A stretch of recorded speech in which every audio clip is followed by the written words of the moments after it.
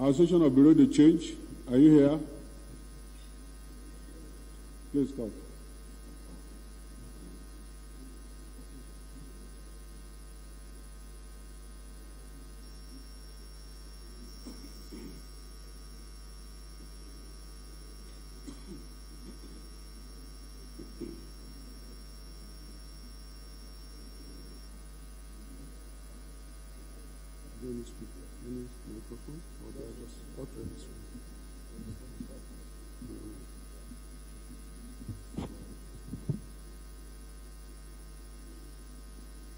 Good morning, Mr. Chairman, and House Committee on Finance, National Assembly, right? Our submission on the public hearing tax reforms bill on excise tax foreign exchange transactions.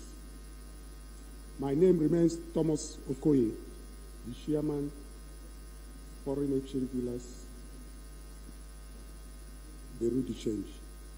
I'm here on behalf of my president, Amin Ugwadebe,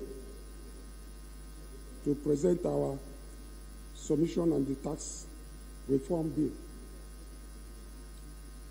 We refer to the subject above and wish to express our appreciation to both the Senate and House of Representatives Committee on Leadership for their recognition of our association and giving us the opportunity to make our inputs on these tax reforms. May we also use this opportunity to congratulate the members of the 10th National Assembly on some of the... Please, what is the bill? The bill you have complained about, the bill and the section, please. Regarding the issues of the tax reforms bills, we wish to make the following submissions as affects the Bureau de Change subsector. We all know that this sector affects almost the whole country as it may be, and so we submit. The policy lacks clarity as the excise tax on general... Oga, which policy now? Exercise transactions, the transactions of the Bureau de Change. What? The transactions of foreign exchange. So we submit. Fear of generalization and multiplication of implication of the tax authority might extend their tax burden on licensed Bureau de Change as centralized by the regulated authorities. The exchange rate volatility in the market, if applied to licensed Bureau de Change.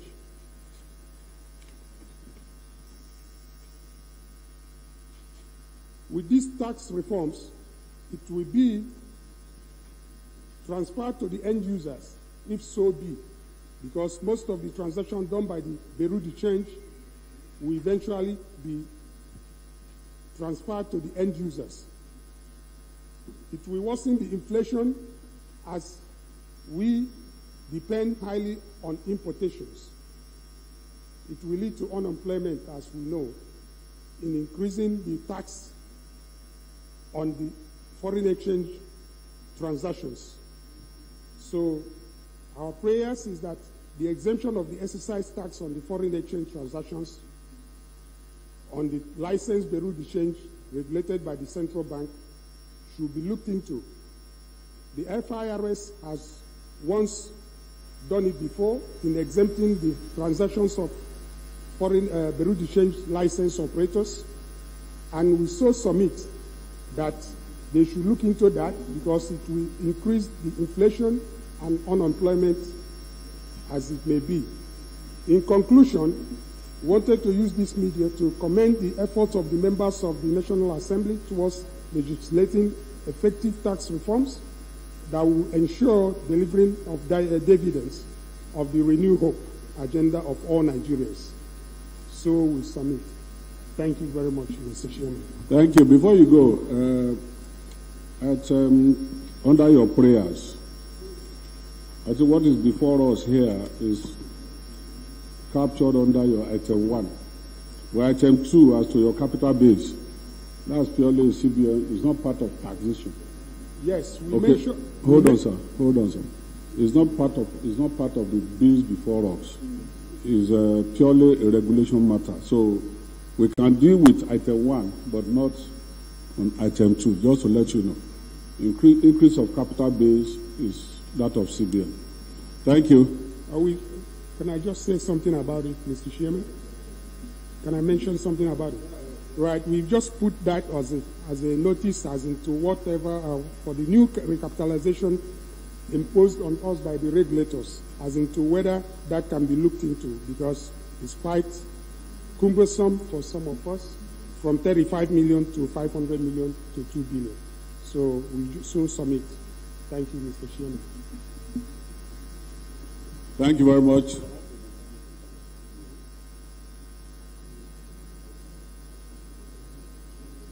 E.S. Ukera Esquire, Fairfields.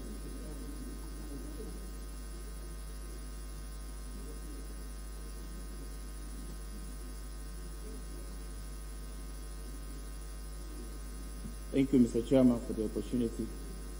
My name is Emmanuel Ukera. I'm a lawyer, and my areas of expertise are energy law and tax law. I served as Commissioner Tax Appeal Tribunal, and I was tasked with the responsibility of interpreting most of these tax laws in the last 6 years, and I delivered judgment and rulings, over 100 of them. So I'm very conversant with the challenges of Nigerian tax law. That is why my interest is very, very paramount. I have limited myself to the constitutional violations that are inherent in the bill. My presentation is in 2 parts. The first part deals majorly with the constitutional violations that are inherent in the bill, and the second part just relates to drafting issues, which I have compiled those drafting issues and sent to the Secretariat. They will look at it. For now, I will limit myself to the aspect that deals with constitutional violations. I would indulge the chairman and members to pay attention, because some of the members here may be governors tomorrow. And that is when you realize that if only you paid attention, you wouldn't be having this now as a stumbling block to you. I would particularly mention the issue of the tax ombudsman. Oga presenter. The tax ombudsman. Hold on, sir. Please, we need to withdraw your statement. Okay, I will withdraw that statement. We are all here paying attention, Mr. Chairman.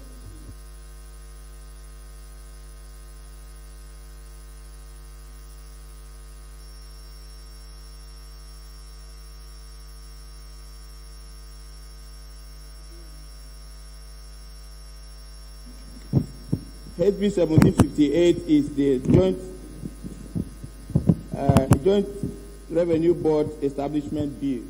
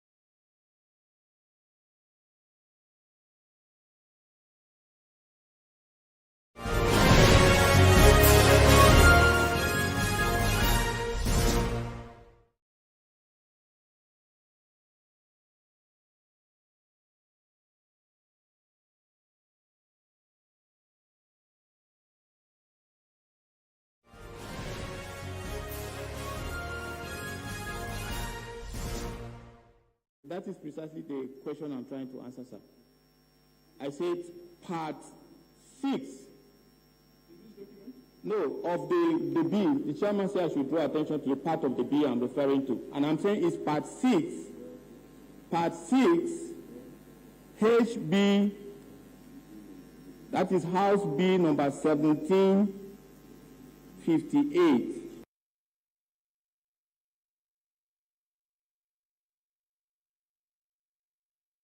House Bill number 1758 is the Joint Tax Board Establishment Bill. And there is a proposal to establish a body known as the Tax Ombudsman. This is a one-man strike force that has no supervision whatsoever, and its powers are nationwide. The powers of the Tax Ombudsman are nationwide. He's supposed to serve as a watchdog against arbitrary fiscal policy of government. Arbitrary policy of government. And government is defined under that particular bill to include state, federal, and local government. What that means is that the tax ombudsman has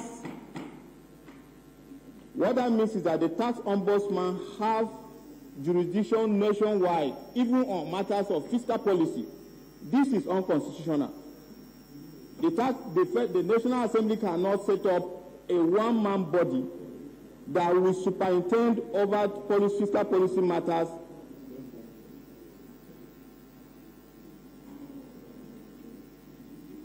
That is my position on that. The second point I want to make is basically on the issue of tax rates. I mean, the VAT rates. The VAT rates proposed under the bill, particularly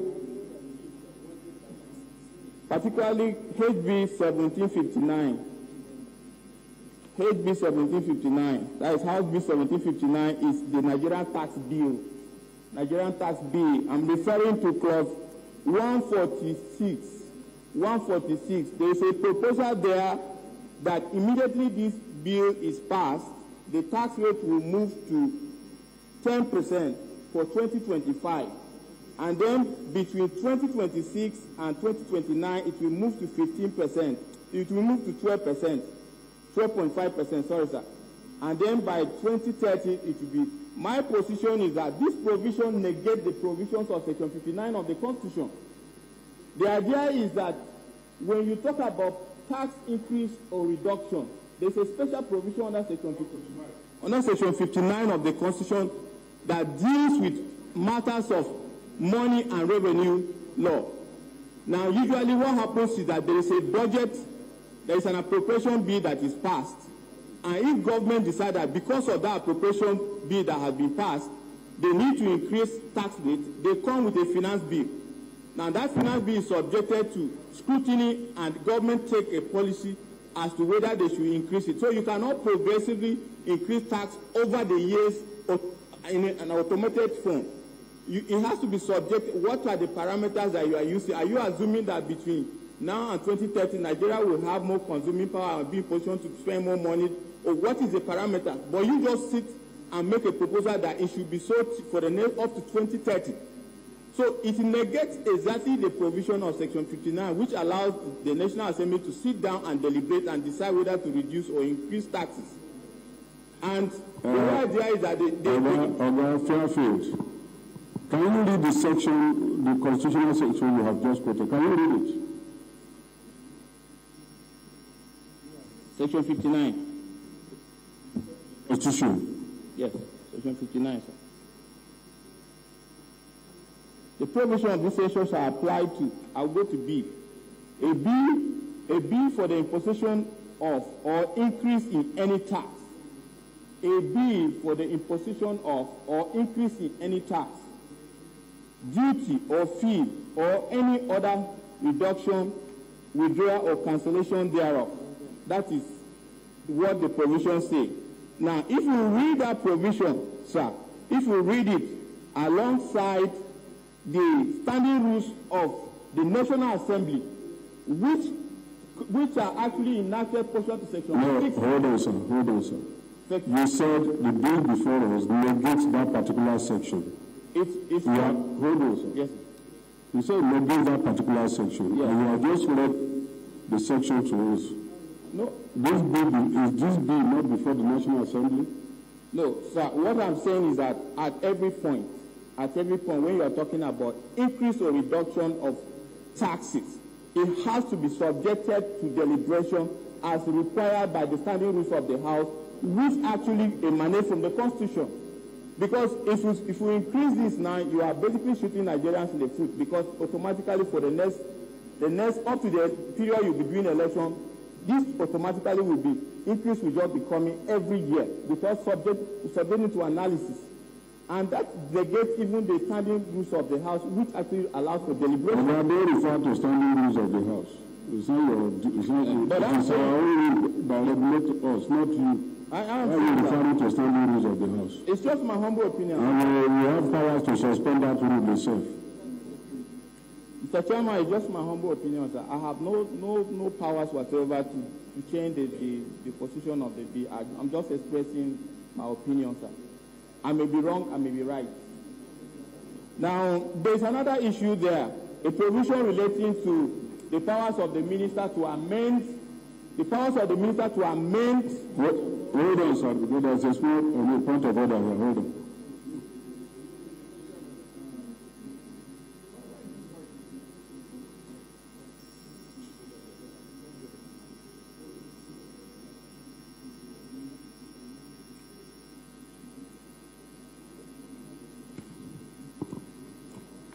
Mr. Chairman, because we are dealing with public hearing, and our job here, we are arbiters. And we have a witness or a stakeholder making a presentation before the public. It is our responsibility to arbitrate where we find it necessary to arbitrate. I think the information the gentleman is given is quite economical. The provision of Section 59 of the Constitution, it will be incomplete if you isolate one part of that section and feed the public with. You will misinform the public and you will put us against the public, because we are to determine what you are presenting before this committee.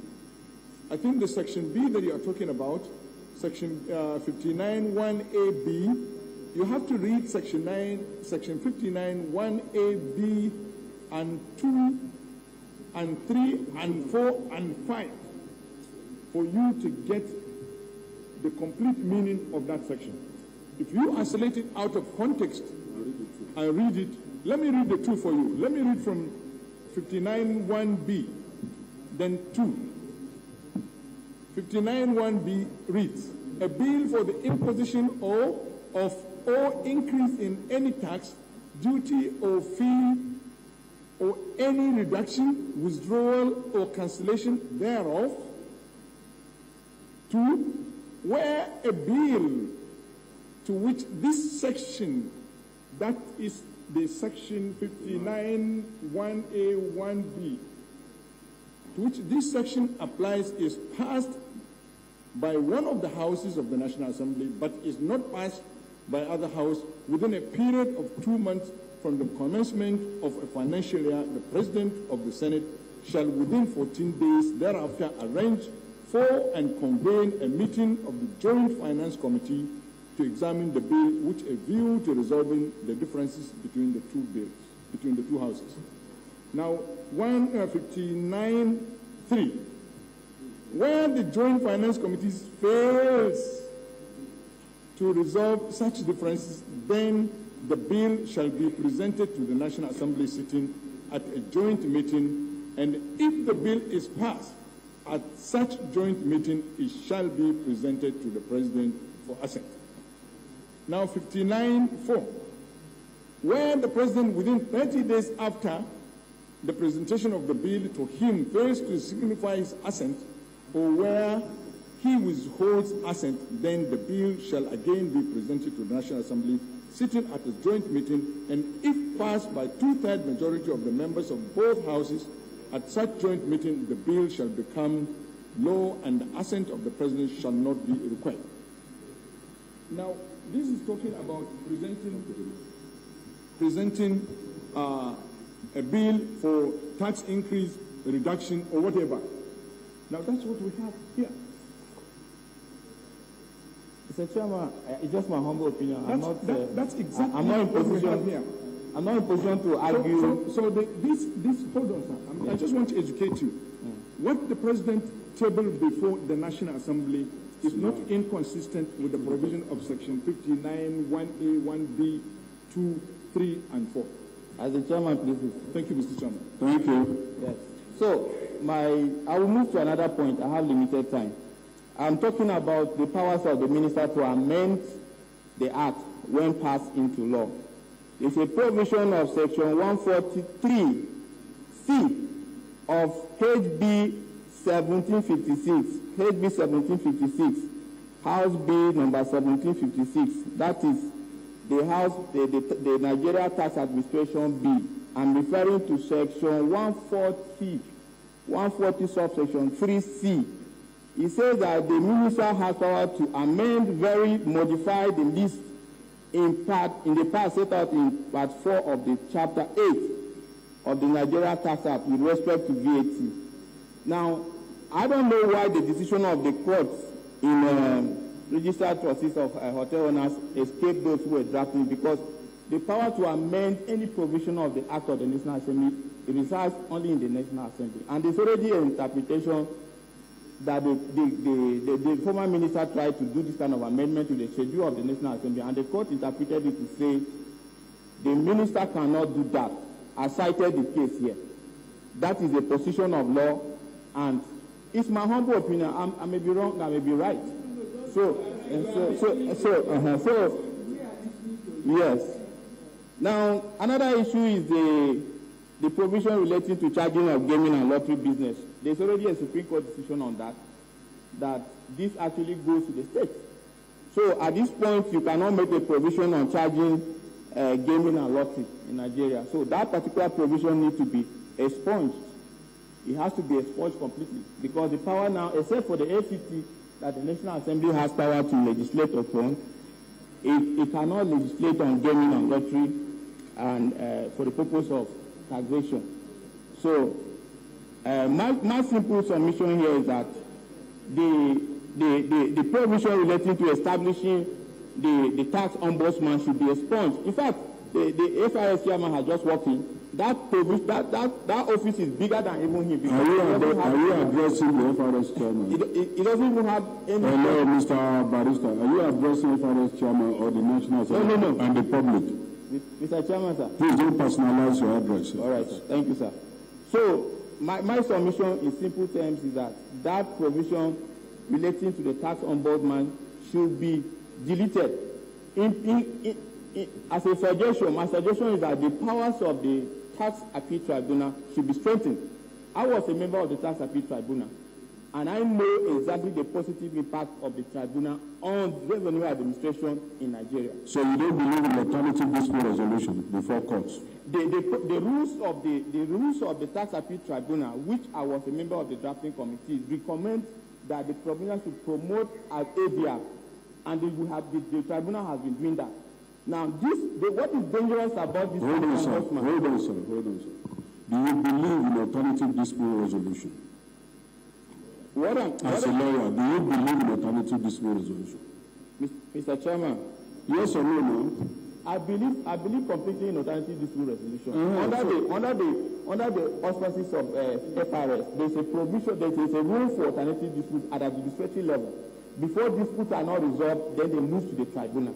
So if ADR cannot work at the level of the FRS, it moves to the tribunal, and the tribunal also has room for further promoting ADR. So what really is the tax ombudsman doing? And what is even dangerous about the tax ombudsman is not just that it's existing. Its powers are nationwide. The government is defined to mean state, local government, and federal.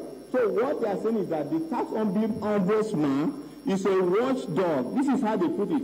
It's going to serve as a watchdog on the powers, on the arbitral powers of revenue authorities at both the federal, state, and the National Assembly should not be making that kind of setting up a one-man office that has such powers. There is no supervision whatsoever. That's my position, sir. I may be right or I may be wrong. Now, on the issue of drafting errors, those ones I've already made, have compiled them. There are over 20 of them. I've compiled them, and the Secretariat will look at it. It's not really something I have to be talking about here. So I'll leave it at that. Finally, sir, I had expected that these 4 bills should be consolidated, because what Nigeria has been looking for is to have a consolidated tax code. I sat at the tribunal as a judge. I was interpreting law. And I tell you that the problem we face is finding even the law. So sometimes you will see that once you get the law, there are several amendments to it that you can't even track. And the law revision that is supposed to consolidate these laws are not in one place. There is no harm if you can consolidate this, because they are key components of a tax law. You talk about the taxes and the classes of taxes and the rate that should apply and other issues, the administration of those taxes, and the tax dispute mechanisms. These things have been split into bits and pieces. Now, the problem is that once you have about 4 bills now passed, all on taxation, every year you pass a finance bill, you are tracking both the amendments that have been done on these 4 separate bills, and at the same time you have 4 bills that you have to deal with. Even the judges will lose track of it. So it's not something that is not doable. It's a simple thing. As it is now, it is easy to consolidate this into a single tax code, federal tax code. It is very simple. They are all there. Just consolidate it.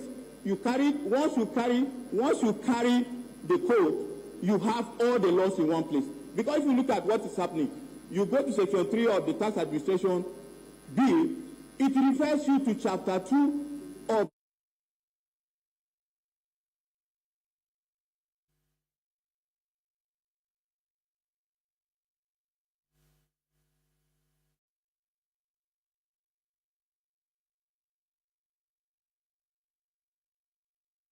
President. And what we did, we look at all the laws in the sector, we consolidated it. Now you carry it, you see, that is it.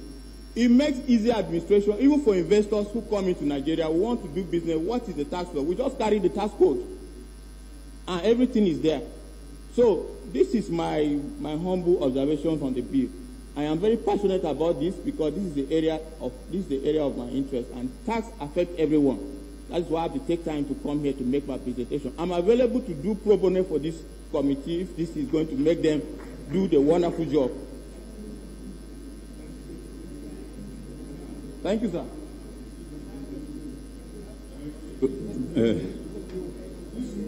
Thank you for breaking it down for us, and of course, offering to serve pro bono.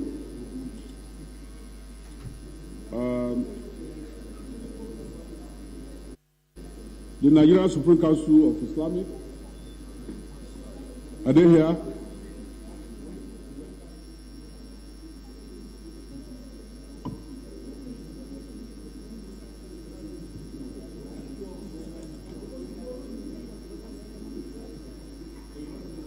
Dangote Industries,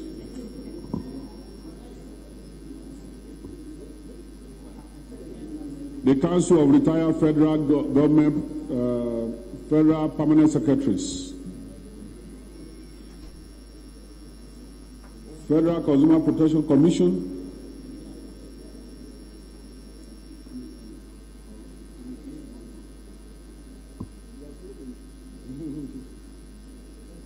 Nigeria Export Processing Zones Authority,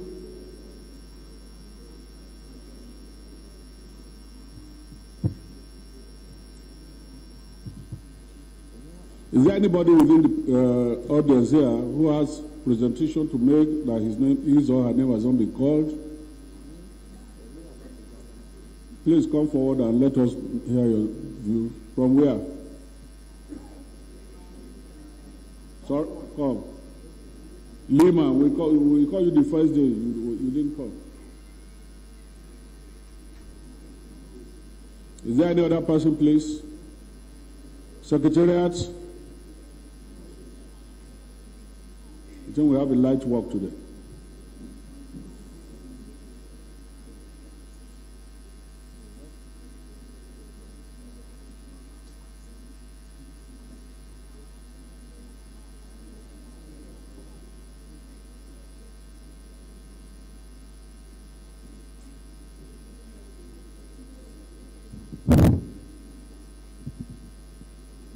Good morning, everyone. Mr. Chairman, please may I stand on the already established protocol. My name is Farouk Yusuf, the Managing Consultant, Lehman Professional Services. I sincerely want to go to the specifics so that I won't bog us with all the stories on our submissions. Before I go on the specifics, sir, permit me to draw our attention to the National Cyber Crime Act that has long been passed. But in that Cyber Crime Act, it was not explicitly stated on who has the power for the assessment and collection of the security levy, which is a 0.5% of business transactions of the affected businesses organizations. Thank God for this tax reform bill, where we have the bill. Let me go to my submissions too. The bill for the establishment of a National Revenue Service and their powers and functions. We are submitting that the assessment and collection of the 0.5% of business transactions as cybersecurity fee be explicitly stated in this reform bill, in this tax bill, that FIRX, which is the Federal Revenue Inland Service, which are now, after every other thing becomes the Nigerian Revenue Service, be empowered to assess and collect this levy from all the affected organizations and businesses. One of our main concerns is, since FIRX assesses all these businesses, and they have a platform called Tax Promas, where that houses all the database of taxpayers, and each taxpayer has their login access to know how their transaction goes.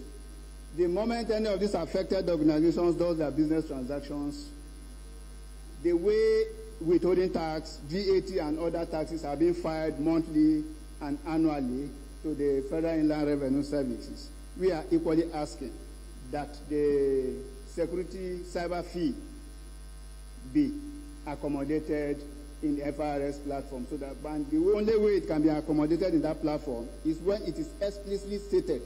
Though the bill here says the Nigerian Revenue Service Establishment Act, which shall establish the Nigerian Revenue Service, shall have the power. That means the Nigerian Revenue Service shall have the power to administer all taxes, so long as the revenue that is accruable to the federal government of Nigeria.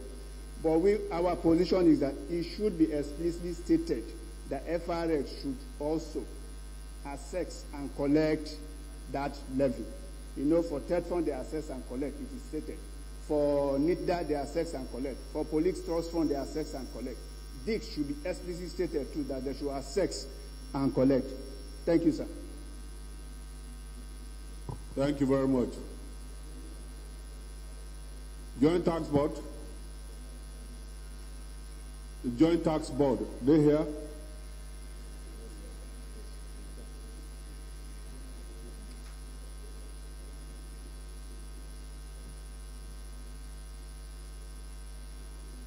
Mr. Chairman and members of this distinguished committee, good morning.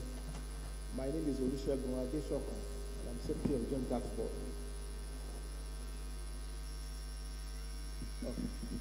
My name is Olusegun Adeshokan, and I'm Secretary of the Joint Tax Board. We have submitted a memorandum to the committee. We adopt it fully. I don't have more to say, but to say thank you to the committee for this public hearing. Thank you, and thank you. But we have just one observation, and we want to crave your indulgence by asking that Section 85 of the Personal Income Tax Act should be retained in the Nigerian tax bill. Section 85 talks about requirement of tax adherence by taxpayers for many of the services they get from government MDAs.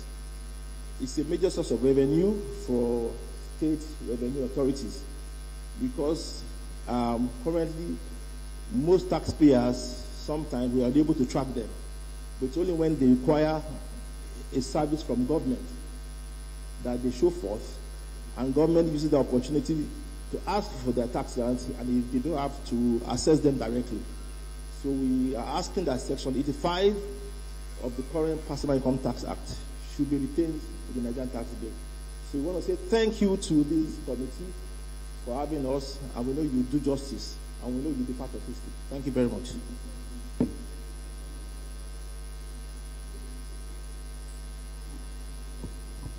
Thank you very much. Once again, let me run through the list we have here. The carried over of yesterday. Federal Consumer Protection Commission. Are they here? Council of Retired Federal Permanent Secretaries. Intertanko. Dangote Industries Limited, Olatunji Ogutoye, PhD,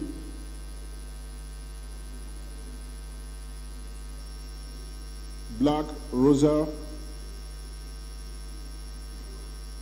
and of course, Nigeria Export Processing Zone Authority. Any of them here? Oh, will it be nice to say that we've satisfied Nigerians and nobody has any other issue to take? Then can we bring in FRS chairman? Give us, no, sorry, Taiwo first. Run through a closing remark. After that, FRS chairman.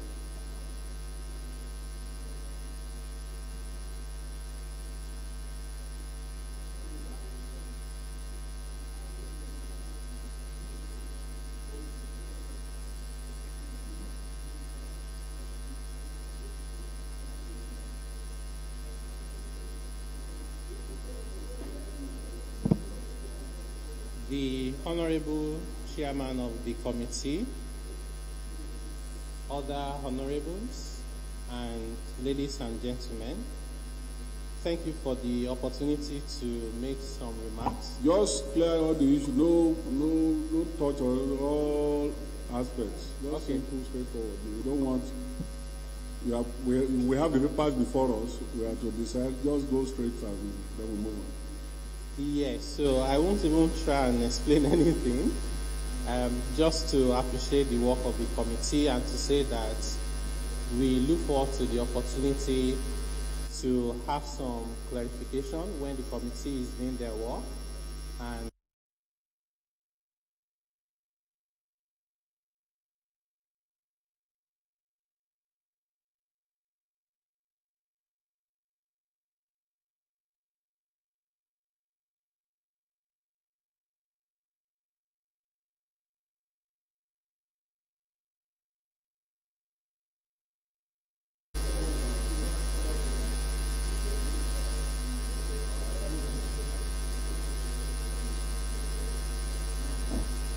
FRS, hold up, please. Please hold up.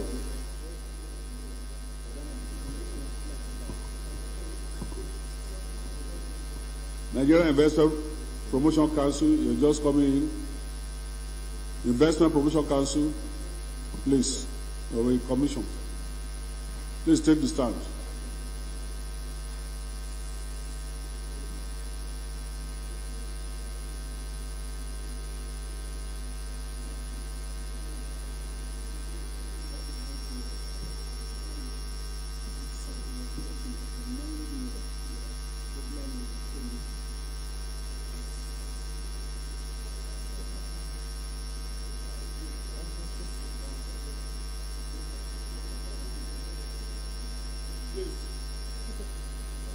Good morning, honorable members.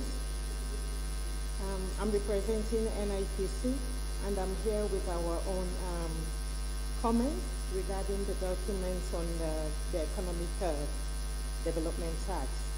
So I'll start with the issues. Here, Section 167, subsection 3, our observation when it comes to power of the President to amend the list.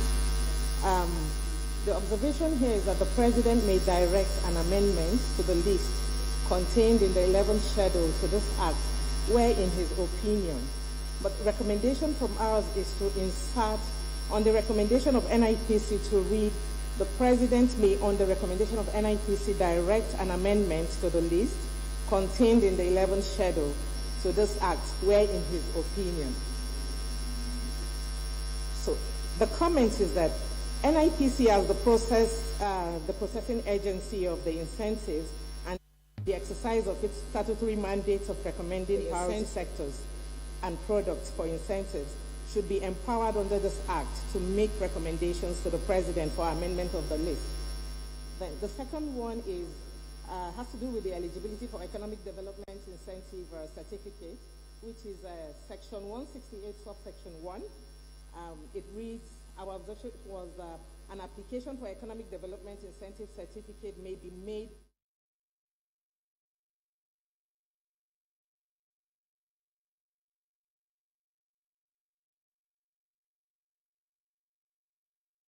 promoters of a company which is yet to be incorporated.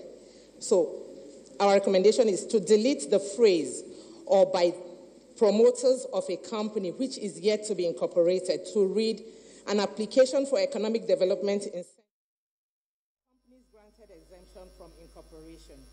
And the comment is, it is recommended that applications for incentives should be made by incorporated legal entities because companies become legal personalities only after incorporation under the law of Nigeria.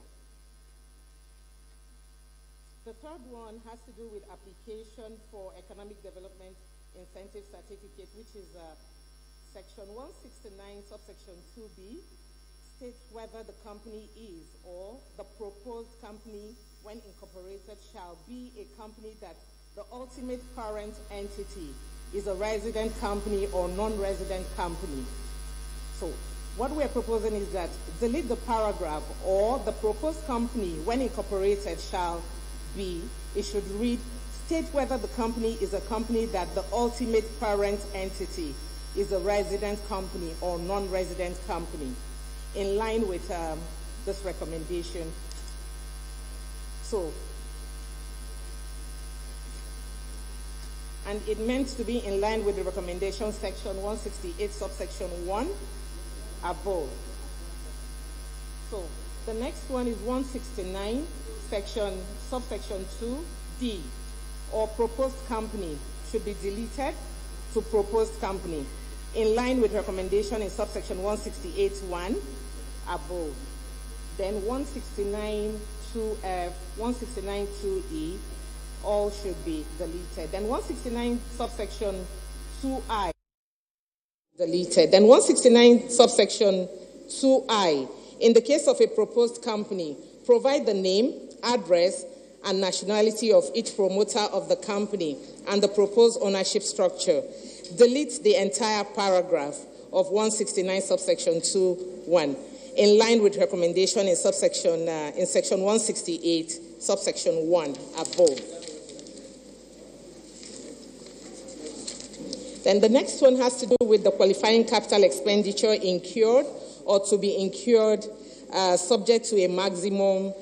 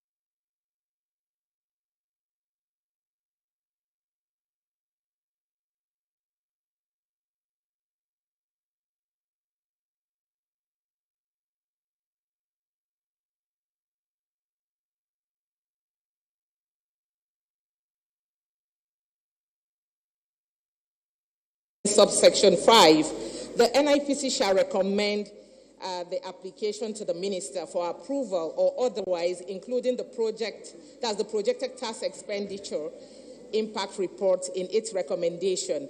The Commission wants it to redraft as follows. The application shall be processed by NIPC, and the notice of approval or disapproval shall be issued to the applicant in line with the provisions of this Act and regulations to be issued by NIPC from time to time.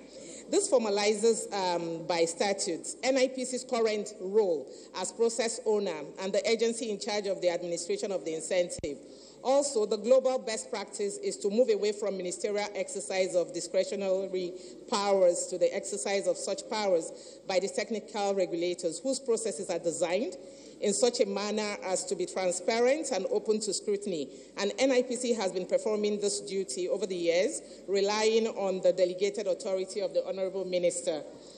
The fourth one is subsection 1, section 171, subsection 3 and 4, to delete paragraph 171, 3 and 4, in line with recommendation in section 168.1. The fifth one, production day and qualifying capital. Section 174, subsection 1. A company issued an economic development incentive certificate shall not later than 1 month after its production day apply to the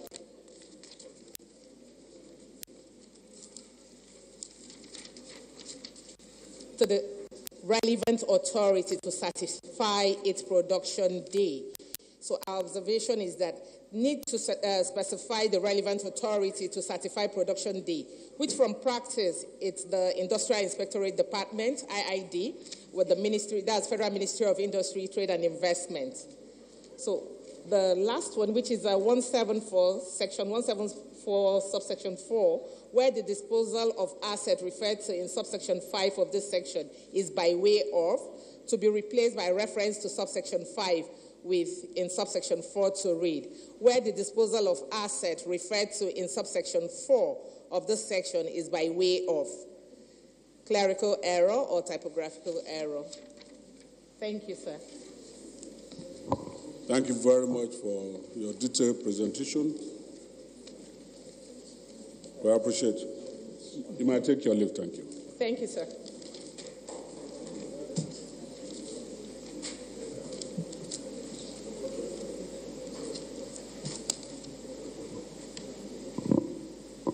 We have Nigeria Economic Something Association. They have no presentation, nothing, no documents.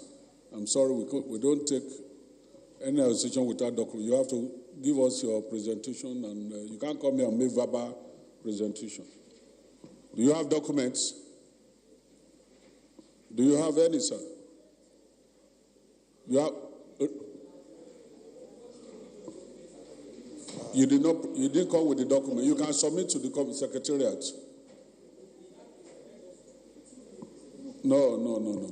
Submit your documents to the secretariat. We'll look at it. Because if you ask you to talk, what do we know you are talking about? We have no. We are not even aware of economic association. What is economic association? The free zone. They spoke here yesterday. Nasima, everybody, they've made their points.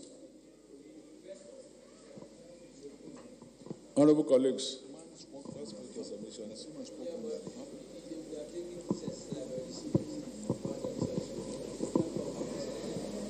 Yeah, there's no submission. Unfortunately, our rule is that you submit your memorandum and then you come and present it. Unfortunately, you don't have a written one. But if you submit to us, I promise we will look at it at the consideration stage. No. That we should overrule ourselves and a departure. Leave it.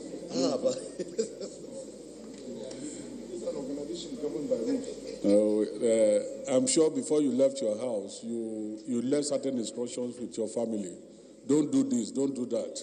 Those are your rules, right? Okay, the National Assembly also have their rules. Do this, do that, please. I need the approval of my leaders to waive that to waive the right. We have nothing against you. But if you just want to make verbal, you can, maybe 2 minutes. 2 minutes. Mr. Chairman, point of objection. Point of what? Yes. Mr. Chairman, point of order. Chairman of... No, sir. You know we had a precedence. GMD NNPCL was here. We refused to take it. Thank you. This one is going Thank to you for making reference to that. But we asked the GMD to come back the next day, and he has not showed up. And today is the last day. But, sir, we shouldn't set a bad precedence because we refuse him, But you and this are one here should with not documents. Why didn't you come with our own? Yeah? It's a... Yes. Yes, because the chairman declined GMD's request to make presentation without submission. And we say no. So there is no way you can take.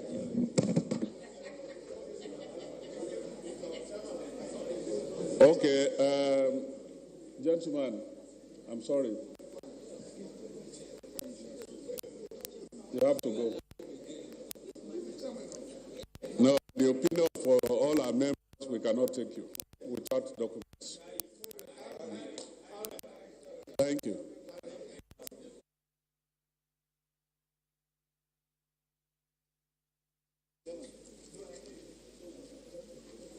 FRS.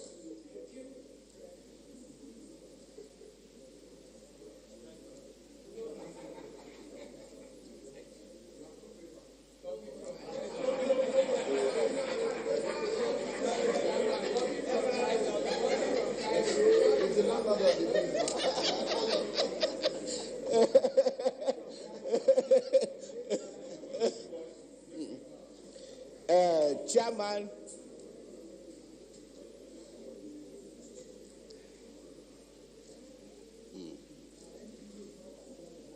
Chairman of the committee, on behalf of the Fiscal Policy Group and on behalf of Honorable Minister of Finance and Coordinating Minister of Economy, we appreciate your efforts since the day, Mr. President, I have is to appreciate Mr. President for his courageous disposition in transforming Nigeria's fiscal landscape, and also to appreciate the National Assembly for introducing intellectualism into discourse of this bill, and also to thank all Nigeria for the interest that they've developed and their contribution towards supporting this process. We cannot thank you enough, and we look forward to completion of the process. So the only comment I have is to thank you, and to thank you, and to thank you. God bless Nigeria. Thank you, sir. Thank you. Well, both Taiwo and FRS chairman, your job ends here. Don't call us on this document. It now belongs to us and the Nigerian people.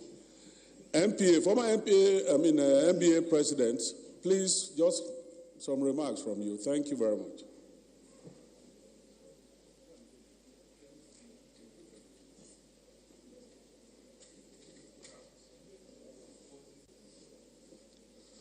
Mr. Chairman, I'd like to appreciate you for the privilege to make some remarks on this exercise. I also appreciate the leadership of the House of Representatives for giving Nigerians this opportunity to come and share their thoughts with respect to these very important reform tax bills that we have in this nation. Mr. Chairman, I come here as a private citizen, and I do not, for purposes of clarity, I do not represent the Nigerian Bar Association. But for everyone who is a lawyer, who is a legal practitioner,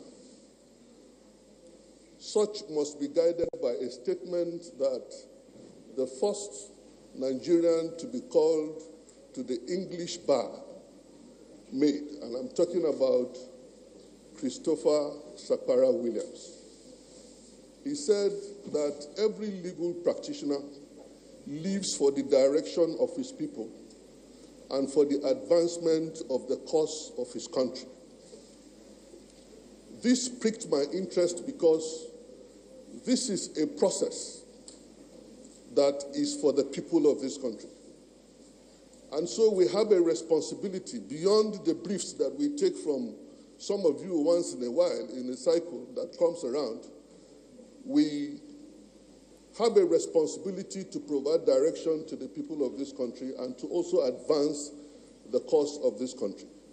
I have no doubt in my mind that these proposed bills, the bills that have been submitted to the National Assembly by the President, is one that seeks to advance the cause of this country, provide prosperity for the people of this country, provide empowerment to the people of this country. And I commend the President for taking this bold step. And I also commend the leadership of the National Assembly for affording Nigerians, which is consistent with your rules, the opportunity to come and participate in this process of making these laws. And I want to commend the stakeholders that have been making presentations before the committees. I followed the proceedings in the Senate, and I've also had the privilege of attending some of the proceedings here. I want to appreciate each and every one of us that came here to make presentation. It was painstaking, and I have seen the interest of Nigerians in this bill. And I just want to say, sir, in conclusion, that while appreciating each and every one of you for undertaking this very important constitutional responsibility, for me, it is just to remind us of something that we already know. Nigerians are expectant. Nigerians expect that arising from this bill will be a regime that will recognize their sacrifices, and also they would have an opportunity to see that the sacrifices that they have made in being a part of this process where they are asked to make contributions to the development of this economy, they would also see the result of their sacrifices. That is the expectation of Nigerians. No, Nigerians appreciate the fact that in this place, because this is the only place where this business, there is no other place, there is no other person, authority that is recognized by the Constitution to make laws. It is only in this place that laws can be made.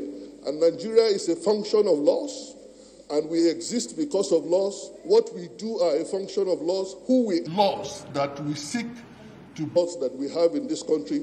And I know that these laws that we seek to bring into place will serve the interests of Nigerians. And I have no doubt in my mind that all that has been said by the stakeholders that have come to make some presentations here will be taken into consideration, because that will be reflective of the interests of the people of this country. And I know that this honorable house, the 10th House of Assembly, is motivated by the interests of the people of this country in going on with this process. I thank you for the opportunity to speak. I ask that God will continue to give you strength and courage to undertake the task of your constitutional responsibilities without fear or favor. I'm grateful for the opportunity, sir. Thank you very much, Barrister Mikau, SAN, former MBA president. Thank you.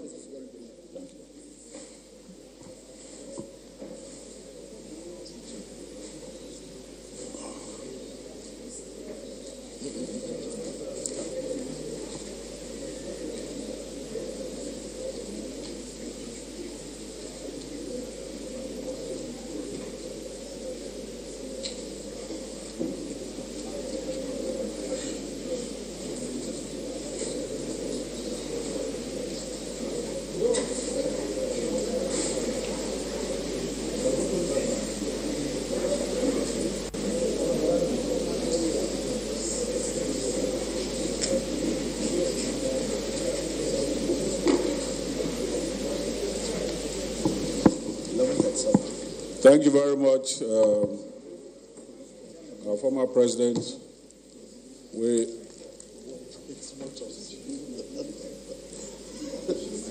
Well, we're trying to round up. Of course, last night we invited the CG Customs to come and give us some clarifications on free trade zones, the activities of free trade zones, which a lot of presentations were made here yesterday. It's just coming in now. We give him 3 minutes to give us a summary. After that, but hopefully we'll close this session. Thank you. CG Customs.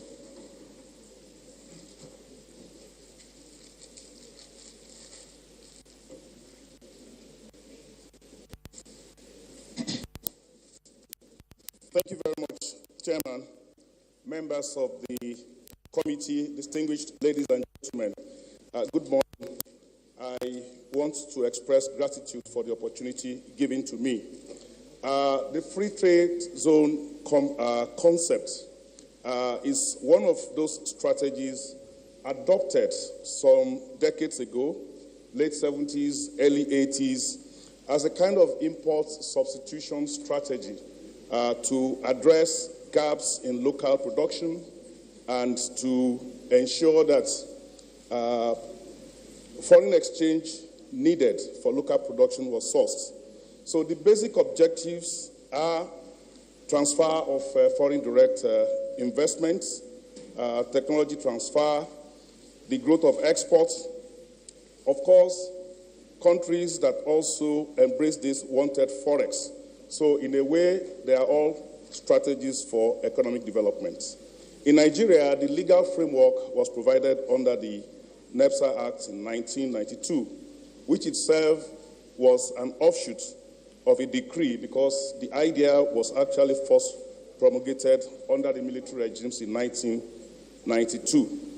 And when you see the areas covered by free zone operations, I mean, the objective will be very, very clear for economic development. So we have enterprises and zones covering economic activities like oil and gas, petrochemicals, manufacturing, pharmaceutical, food processing, warehousing, logistics, and recently we are beginning to see them extend into port operations, hospitality, and real estate, as we have in the Lagos Atlantic. So the provisions of the third schedule, section 6 of the legal instrument I mentioned earlier, the Nigerian Export Processing Zone Act 1992, provides all the powers for NIPC to regulate activities in all of those economic activities talked about. Whereas the Nigeria Customs Act 2023, section 134 to 141, provides customs the power to supervise the movements of goods into the zones and outside the zone. And this power is exercised in coordination and in consultation with NIPC. The sticky issues over the years have been the compliance of free trade zones operators with the provisions of the law, whereas the law allows them to import every manufacturing input they need, 100%, sometimes including things that are prohibited into the customs territory. These incentives were given to them for them to manufacture. But the initial incentive... Free zone. Take your mind back to the initial idea of FDI, Forex, job creation, and all of that. But from with time, started to develop for the local markets. And they felt that they could benefit from the local markets. So pressures were put, and the regulations was changed, allowing them to export 25% of what they manufacture in the free zone into the local markets, into the local customs territory, and subject to extant laws affecting goods that are imported into Nigeria. I cannot stand here, Mr. Chairman, and tell you that this has been observed absolutely full compliance. There has been reported violation of these provisions. We have seen some of them that have attempted to export 100% some of the things that they produce in the free zones into Nigeria. We have even seen worse cases of some free zone enterprises that wants to import luxury vehicles, armored cars, yachts, some of them aircrafts, thinking that this would be for the operations of the free zones. Because we could not justify this under the Enabling Act, we have resisted such attempts in the past. What does the Customs recommend? What we recommend is a closer collaboration and NIPC, and secondly, a review of the Enabling Act, which was last done in 1992, to see if there are emerging dynamics in the economy that needs to be corrected. Thank you very much. Thank you very much. I don't know why they were laughing.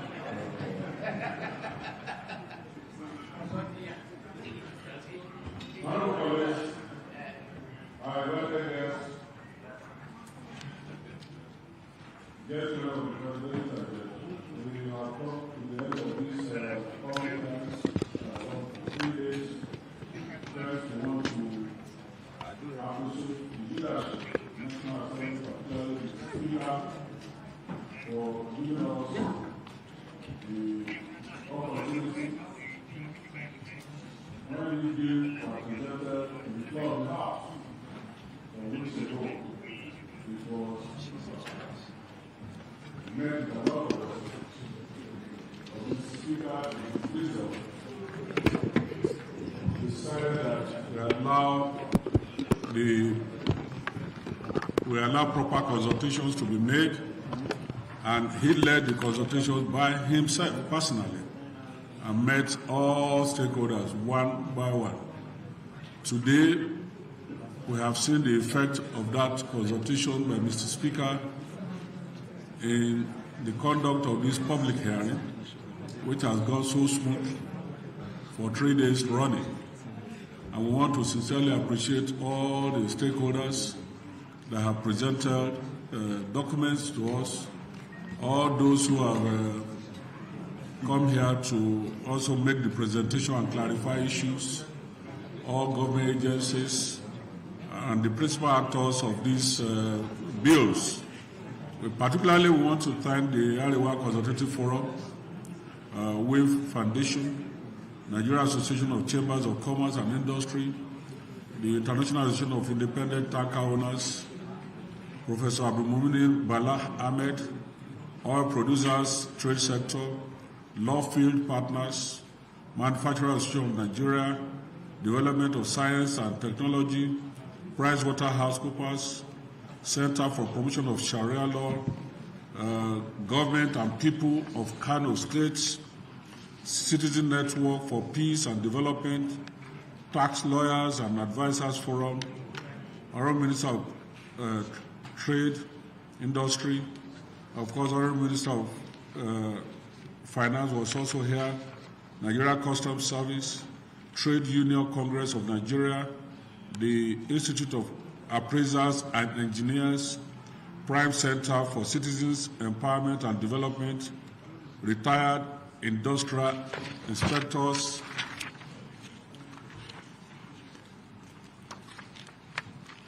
Olumuyiwa Bashir and Co., Nigeria Liquefied Natural Gas Law Consult, Association of National Accountants of Nigeria, Supreme Council for Sharia in Nigeria, the Committee of FCT Imams Initiative, Nigeria Export Processing Zone Authority, the Association of Nigeria Taxation Students, Chartered Institute of Taxation of Nigeria, Institute of Chartered Accountant of Nigeria, Revenue Mobilization Allocation and Fiscal Commission, League of Northern Democrats, Corporate Affairs Commission, Chartered Institute of Bankers of Nigeria, Professor Kabir Issa Dandago, Budget Foundation, Nigeria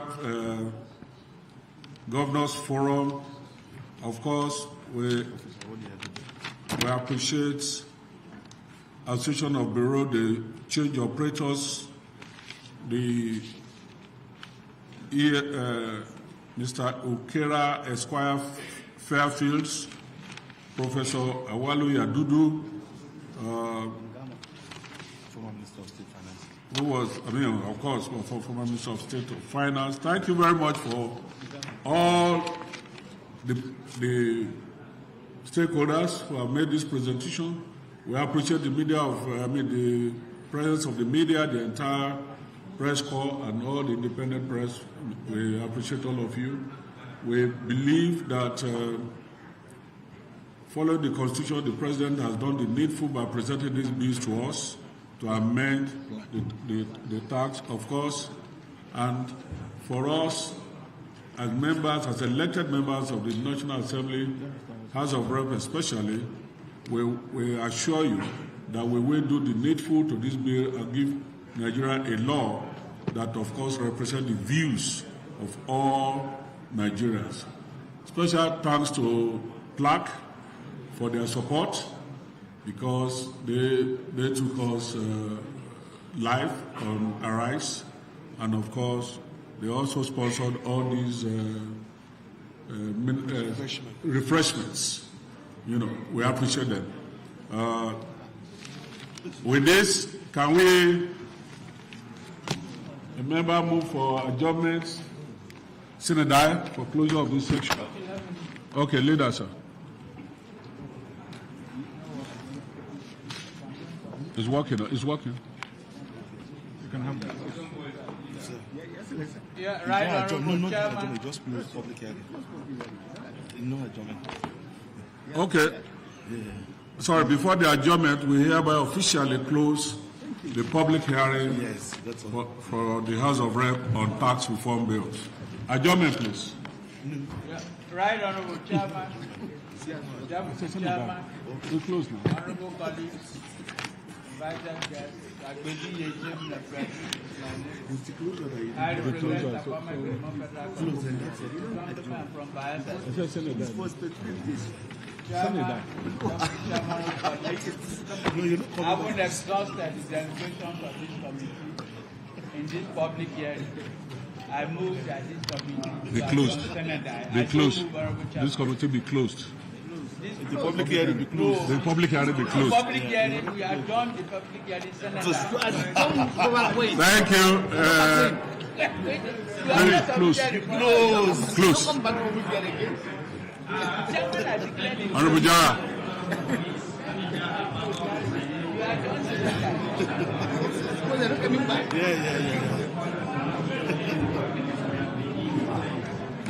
Thank you.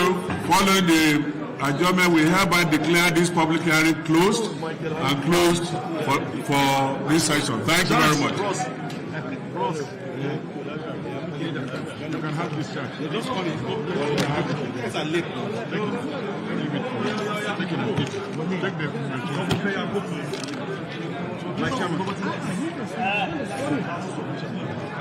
Where is Zach? Zach's the great. My leader. Zach's the great. God continue to bless you. No, it's okay.